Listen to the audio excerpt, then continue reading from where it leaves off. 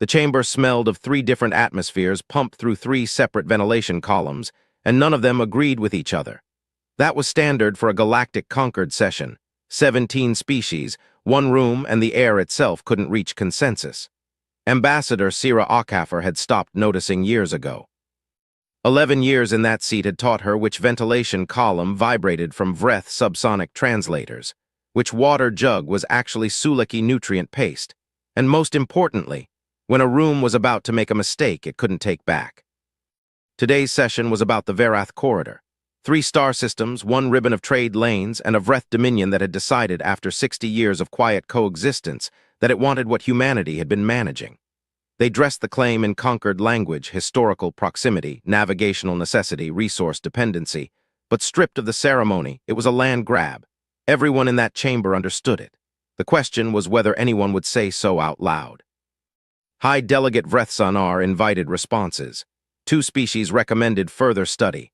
1 requested a timeline. Then Vrethsanar looked directly at Sira with the particular politeness that is actually contempt. And the human delegation? Will you have concerns, or will you simply recommend patience again? Laughter rippled through the chamber. Not from everyone. Old Magistrate Hoon of the Sulaki didn't laugh, and neither did the Keth Observer, but enough delegates joined in that it became the flavor of the moment. Humanity's reputation was well established. The reluctant species, the eternal diplomats, the ones who'd rather compose a letter than fire a shot. The pacifists, the ones who sat at every galactic table and softly, earnestly, asked if perhaps everyone might try harder to get along. Sira set down her stylus. She looked at Vrethsanar with an expression so calm it seemed almost pharmaceutical. When she spoke, her voice carried no heat, no tremor, no edge whatsoever. The human delegation recommends the Vreth Dominion exhaust every avenue of negotiated resolution before any party considers a show of force. We are prepared to facilitate talks for as long as they remain productive. She paused exactly half a second. We would ask the Dominion to consider carefully whether this is a path they wish to commit to.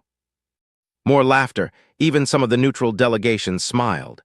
Vrethsanar spread his secondary arms in an expression that translated loosely as, "You see what we deal with." Sira gathered her notes. She did not argue. She did not raise her voice. She simply smiled, small, careful, entirely unreadable, and let the session move on around her. In the back row, a junior Vreth intelligence attaché named Kaelsor watched the human ambassador leave the chamber afterward. He had expected her to look defeated. She didn't. She walked at the same pace she always walked, nodded to the Sulaki magistrate in the corridor, and disappeared around the corner looking, for all the world, like a woman who had just checked something off a list. He couldn't explain why that bothered him. He wrote it in his private notes that night, not in his official report. She didn't look like she lost. She looked like she finished asking. He almost deleted it. He didn't. Kaelsor had been assigned the human dossier 3 weeks after the council session, which meant his superiors had already decided the outcome before he'd written a single line. The Dominion was moving. They wanted intelligence that supported motion, not intelligence that complicated it. He understood his role: confirm what was already believed, file it neatly, and don't make things complicated. He started where everyone started: public human history, first contact records, the standard Concord biographical files on Sira-Akafer, and the dozen senior diplomats in her delegation. It was all familiar. Humans were a youngish spacefaring species by galactic standards, unified relatively recently after an extended period of internal conflict, now stable and trade-focused. They had a reputation for stubbornness in negotiations, but ultimate reasonableness in outcomes. No major wars in 300 years. A quiet species, an almost boring species. He almost closed the file, then he noticed the gaps. They were subtle, the kind of thing you'd miss if you were reading for confirmation instead of reading for truth. Whole stretches of human history where records thinned dramatically, followed by sudden enormous leaps. New territory, accelerated technology, population redistributions that didn't match any organic growth model. The gaps weren't erasures. They were more like held breath. Everything before, everything after, and in the middle, a strange quiet. He pulled census data, cross-referenced expansion records, ran the numbers 3 times because the first 2 felt wrong. The pattern was consistent across 8 separate periods in human history. Something would build, some external pressure, some accumulation of slights or aggressions or injustices, and then the records would thin, And then, on the other side of that thinning, humanity would emerge somehow larger, somehow further reaching, somehow more. He filed a request for restricted Concord archival access. His clearance level got him 3 files before the system flagged him for a senior authorization. He read all 3. The third one stopped him cold. It was a xenoarchaeological survey report, filed 1,200 years ago by a Concord research team, cataloging what they called a Class 7 atmospheric extinction event on a planet designated only by its coordinate index. The survey was clinical methodical, the language of scientists doing their jobs carefully. It described a world that had, within a span of approximately 40 years, gone from a flourishing civilization of 2 billion to a glass desert. The silicate plains stretched continent to continent. The survey team found no survivors, no structures, no biological material of any complexity. The report mentioned, in its 4th paragraph, that the civilization in question had been engaged in an active territorial conflict with humanity at the time of the event. It mentioned this the way you'd note weather conditions, factually, without dwelling. There was no follow-up report, no Concord inquiry, no record of any response from any governing body, just the survey and then silence. Kaelsor sat in his office for a long time after reading it. The silence in the room felt different than it had before. He pulled up his dossier file.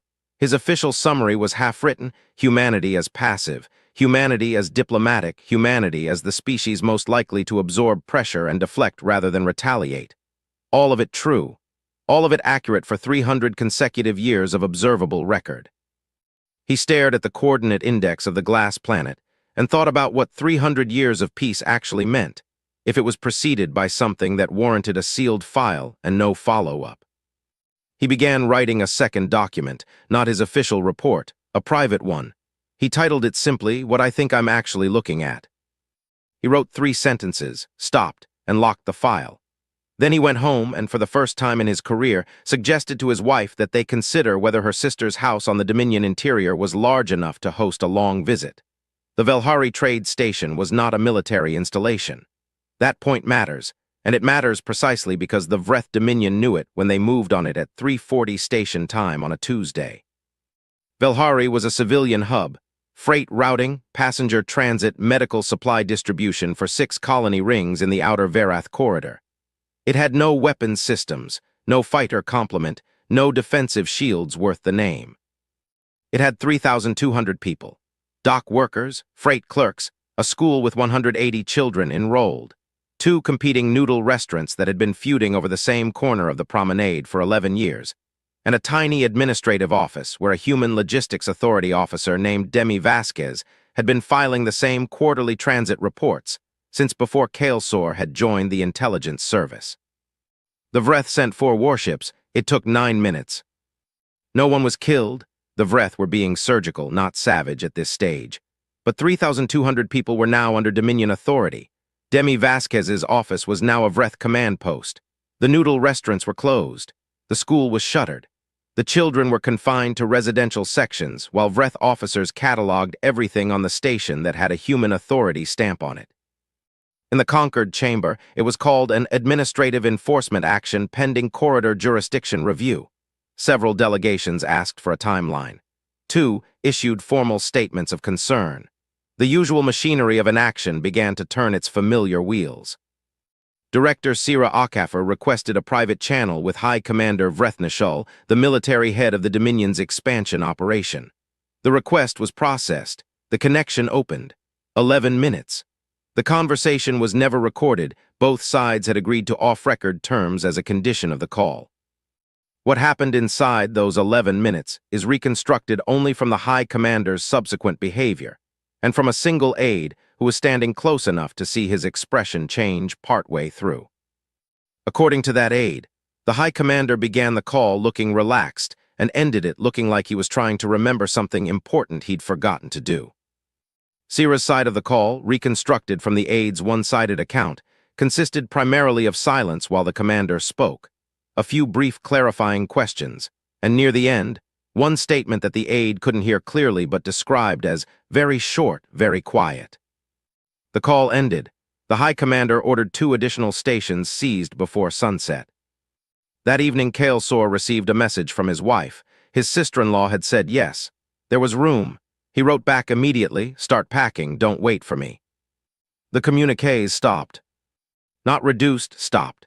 For 6 consecutive days after the second and third station seizures, the human diplomatic mission filed nothing. No formal protest. No sanctioned threat. No request for emergency Concord session. The Dominion's intelligence desk watched the silence the way you watch a patient whose vital signs have gone flat, uncertain whether it signals peace or something worse. The Concord interpreted it as concession. A closed-door conversation circulated among 3 senior delegations, later reconstructed through leaked notes. Humanity had calculated wisely that the corridor wasn't worth a confrontation. They were retreating gracefully. The Vreth had called the bluff and found, as everyone suspected, that there was nothing behind it. Humanity would absorb this, renegotiate their logistics contracts, and find another corridor to manage. Across the galactic net, commentary accumulated. Political cartoons showed Sira Akafer at a diplomatic table, politely sliding documents across to a Vreth delegate while the delegate pocketed them and asked for more. Editorial pieces discussed the limits of passive species in a universe where aggression was rewarded. A Dominion-aligned media outlet ran a feature titled, without apparent irony, "The Galaxy's Nicest Pushover, What Humanity's Retreat Tells Us About Soft Power." The piece was very widely shared. On the outer docks of Neutral Station Karath 9, an aging human freighter captain named Joseph Merck was drinking something amber at a bar run by a 4-armed Suleki named Prithai, who had operated that particular establishment for 61 years, and had developed, across those 6 decades, an extremely sensitive instrument for reading the atmosphere of a room. A Keth journalist passing through recognized Joseph from a transit manifest and asked him, recorder out, what he thought was going to happen, whether humanity was truly stepping back, whether the Dominion had correctly read the situation. Joseph Merck looked at his glass. He turned it once slowly in his hands. He set it down without finishing it, which, Prithai would later testify to 3 separate investigators, was something she had never in 61 years seen him do. He picked up his jacket, settled his tab without looking at the total, and walked out without answering. Prithai closed the bar 4 hours early that night. She did not fully understand why until later. 48 hours after Joseph Merck left his drink unfinished, the Terran Federated Authority transmitted a formal declaration of war to the Galactic Concord Secretariat, to the Vreth High Command, and simultaneously to every registered diplomatic mission in the known Concord. The declaration was exactly 212 words. It was written in plain language, without diplomatic softening, without procedural hedging. It listed, in numbered sequence, each action the Dominion had taken. It stated humanity's intention clearly. It made no threats because threats imply uncertainty about the outcome. The last line read, "We will not stop until the matter is resolved in full. There will be no partial settlements." The Concord Secretariat received it at 600 standard. By 700, 14 delegations had requested emergency sessions. By 800, the Vreth High Command had issued a statement calling the declaration disproportionate rhetoric. By 900, they had quietly begun repositioning 3 fleet divisions toward the corridor. They thought they were preparing for a border war. What the Vreth High Command expected was a confrontation that looked like the ones they knew, escalating skirmishes, a major engagement, mutual losses, a threshold of acceptable pain, and then negotiations from new positions. That was how wars worked. Every war in Concord recorded history had that shape. Push, push back, find the line, draw it, sign it. The whole cycle, if managed professionally, could be conducted in months. Symbolic, bounded, ultimately political. A war as a negotiating tool with extra steps. What arrived was not that. At 3:40 Standard Time, the same hour deliberately that Velhari Station had been seized, human forces struck simultaneously across 47 Vreth systems. Not sequentially, not in waves, simultaneously. Every major Vreth military logistics hub in the corridor theater, gone. Every forward fuel depot, destroyed or seized. Every communication relay that routed Dominion military traffic, dark. Every shipyard with active construction, disabled with precision munitions that targeted the dry dock infrastructure and left the surrounding civilian areas untouched. In the Concord War Observation Suite, a sterile room full of screens that senior delegates could access during active conflicts, a Keth observer named Sale pressed closer to the tactical display and said nothing for a very long time. The dots representing Vreth installations were going dark in clusters, each cluster at slightly different times across the 47 systems, but all within the same 6-hour window. It wasn't a battle, it was a schedule. Sale eventually said, quietly, to no one in particular, they already knew where everything was. The silence that followed was the kind that happens when a room full of people realizes simultaneously that they have all been badly mistaken about something. They had known, not guessed, not estimated, known. The targeting data was too precise, the timing too coordinated, the gaps too deliberate, civilian infrastructure untouched, medical facilities avoided, residential zones left completely alone, only military logistics, military communication, military production, all of it mapped in advance with a granularity that required years of quiet intelligence work. Decades, patience the conquered had misread as timidity. And the force itself, the conquered observers had assumed humanity's military was, like its diplomacy, restrained and modest in scale. They had assumed wrong. The fleet that executed those 47 simultaneous strikes was not improvised in 6 days. It was not even assembled in 6 days. It had existed, ready, positioned, waiting behind the silence. The Vreth border fleet that had been repositioning to meet a conventional engagement found instead that its supply lines were already gone, its communication relays already dark, its repair depots already in human hands. It was like reaching for a wall and finding the building had already been demolished. In the Dominion capital, the High Commander sat in his war room surrounded by advisors who had told him repeatedly that humanity would not fight over logistics routes. He looked at the map on his central display, his carefully assembled fleet, suddenly without fuel corridors, without communication, without the vast invisible architecture that a military needs to function, and he said nothing for a long time. He was trying to remember the question Sira Akafar had asked him at the end of their 11-minute call. Are you certain this is the path you want? He had been certain. He was beginning to understand what certainty had cost him. The document was 412 pages long. Kaelsor had been writing it in fragments across 14 months before the war, during the diplomatic silence, and in the weeks of shelter afterward, when he and his family were living in 3 rooms of his sister-in-law's house in the Dominion interior, listening to the muffled sounds of a military that no longer had enough fuel to move properly. He submitted it through a conquered intelligence back channel he'd been cleared for 2 years prior and never used. He had no idea if anyone would read it. He submitted it anyway, because 14 months of work deserved to exist somewhere outside his own head, and because he thought, with the particular exhaustion of a man who had tried to warn people and been entirely ignored, that perhaps someone somewhere should understand what had actually happened here. The document was titled, On the Strategic Behavior of Humanity, a Corrective Analysis. The first section was history. Kaelsor had gone back further than anyone in the Dominion's intelligence service had bothered to go. He had mapped every major human conflict across their entire recorded history, not just the conquered era, but the long, messy centuries before, the internal wars, the resource conflicts, the ideological upheavals, the periods that human historians called by grim collective names. He charted them, plotted them, looked for the shape. The shape was always the same. Escalating restraint, then a threshold, then totality. Humans in every conflict he could document followed a pattern that had nothing to do with weakness or passivity. They absorbed. They negotiated, they protested, they sanctioned, they requested, they appealed. They tried every available avenue with what appeared from the outside to be unlimited patience.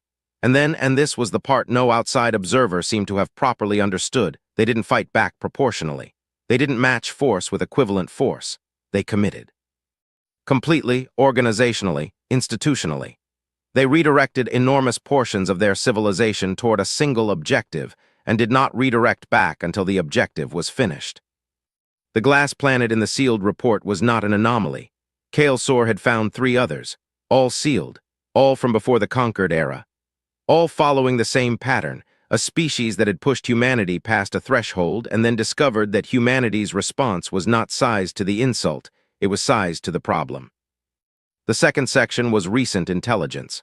The question he had been commissioned to answer, was humanity a credible military threat, was answered across 60 pages with granular precision. Yes, profoundly. Not because they were aggressive, but because they prepared. The fleet that struck 47 systems simultaneously had been positioned, quietly, for years. The intelligence files on Vreth military infrastructure that made those strikes so precise, compiled over decades of patient observation that looked, from the outside, like routine trade route monitoring. The third section was the shortest, 3 paragraphs. Kaelsor had written and rewritten it 11 times. It was the conclusion. "We did not provoke a reluctant people," it read. "We woke something that prefers to sleep. Humanity avoids war not from incapacity or cowardice, but because they understand at an institutional and perhaps genetic level what they become inside one. They have learned across a very long history that there is no such thing as a small war for them. There is only the threshold and what comes after." The Dominion pressed against the threshold. The Dominion did not believe the threshold was real. It was real. The chamber was the same chamber. The ventilation columns still disagreed with each other. The Suleki water jug was still nutrient-paced. The seats still vibrated from the translation arrays. Sira Akafer walked in and sat in the same seat she had occupied for 11 years. Across the table, in the positions allocated to parties in negotiated settlement, sat the Vreth Dominion's diplomatic team, 4 of them newly appointed, their predecessors having resigned or been removed in the weeks after the military collapse. They looked like people who had not slept well in some time. They looked, Sira thought, like people who had spent weeks preparing for the worst and were now uncertain whether the worst was over or still arriving. The conquered mediators had prepared frameworks, proportional reparations models, territorial compromise templates, face-saving language packages. The standard machinery of post-conflict resolution, calibrated for a conventional border war where both sides had taken losses and both sides wanted an exit ramp. They had sent Sira the frameworks 3 days earlier. She had not used them. She opened a single document on her display and shared it to the room, 41 pages. The Vreth delegation began reading. The mediators began reading. The conquered observer delegations, all 17 present, because this was the most attended conquered session in 20 years, began reading. The terms were precise. Reparations, calculated to the decimal against documented economic harm to every station seized and every trade route disrupted. Return of all 3 stations to human administrative authority within 60 days, with full accounting of any damage to infrastructure or harm to residents. Complete stand-down and controlled reduction of Vreth border fleet assets, monitored by a joint conquered commission for 100 years. Mandatory conflict prevention protocols, embedded in Vreth human diplomatic relations at every level. What wasn't in the document was equally striking. No territorial acquisition, no demand for Vreth political restructuring, no punitive clauses designed to humiliate rather than resolve, no reparations beyond what was mathematically owed, no anger. A conquered mediator, reviewing the document's last page, looked up at Sira with undisguised confusion. "Director, there is no demand for additional security guarantees, no buffer zone requirement, no expansion of human-administered space." Sira looked at the mediator with the same calm expression she had worn in this chamber for 11 years. "We don't require buffer zones, we require the problem to be solved." "And you believe this solves it?" "Yes." The senior Vreth delegate, a diplomat named Arensal who had been a professor of xenopolitics before the war and who had read Kaelsor's report twice, looked up from the document and said quietly, "Why, you could ask for more. You have the position to ask for far more." Sira turned to look at him. Her expression didn't change. "We didn't fight to gain territory," she said. "We fought because 3 stations were seized and 3,000 people were confined in their own homes. That situation is resolved by these terms. When it is resolved, the war is over. There's nothing more we want from you." The silence in the chamber was absolute. Arensal nodded slowly and signed. The renegotiation of the Concord's first contact protocols began 6 months after the Vreth settlement and took 2 years to complete. It was unglamorous work, committee sessions, language reviews, historical precedent debates, but it produced, in the end, a document that every new species entering the Concord would receive translated into their native language within 72 hours of their first formal contact. The document contained, among many other things, a section on established species that carried what the drafters called elevated threshold designations, a clinical phrase that meant, in plain terms, tread carefully and understand why. Humanity was first on the list. The annotation below their entry went through 11 drafts before the committee settled on language they felt was accurate without being either alarmist or dismissive. The final version read: humanity represents a civilizational category that the conquered had not previously encountered in its current form. They are, by all standard behavioral metrics, among the most patient and diplomatically persistent species in recorded conquered history. They pursue negotiated resolution across timeframes that most species consider unreasonable. They absorb pressure, loss, and humiliation at an institutional level that has, historically, been mistaken for passivity or weakness. This is an error with severe consequences. Humanity does not avoid war because they are incapable of it. They avoid it because they understand what it costs, and because they recognize that once they begin, they do not stop until the problem is fully resolved. There is no partial engagement. There is no proportional response. There is the threshold, and there is what comes after the threshold, and those are separated by a distance that feels, from the outside, like timidity. New species are advised to treat human diplomatic reluctance with the same seriousness they would treat an explicit warning. It is an explicit warning. The document was adopted unanimously. Several species requested additional context. The conquered provided the sealed reports. Most delegations read them once and did not ask follow-up questions. Kalesor's 400-page report was officially classified as a conquered intelligence reference document, which meant it was taught in the intelligence training programs of 9 different species. He never knew this. He had returned to the Dominion interior, where he took a position at a regional university teaching xenopolitical history. He was, by most accounts, an exceptional professor. He had a particular gift for making abstract strategic concepts feel immediate and real. He ended every semester's opening lecture the same way. No notes, no display, no theatrical build-up. He simply looked at his students, young, bright, certain in the way that young and bright people tend to be, and let a long silence sit in the room until they started to shift in their seats. Then he would say, "The most dangerous moment in any diplomatic relationship is not when the other party threatens you. Threats are information. Threats tell you where the line is. The most dangerous moment is when they stop threatening." He'd let that land. When they've gone quiet, when they've stopped sending communiques, when the person across the table from you sets down their stylus and gives you one last chance to